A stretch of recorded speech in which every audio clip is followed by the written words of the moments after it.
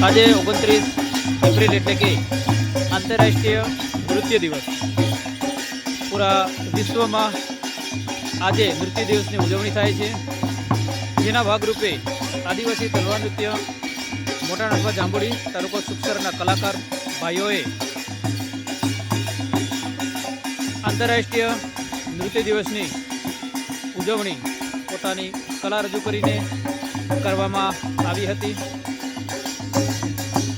બંડી, સાફો અને ધોતી એ આદિવાસીઓનો પહેરવાજ છે, આદિવાસીઓની ઓળખ છે. સાથે જ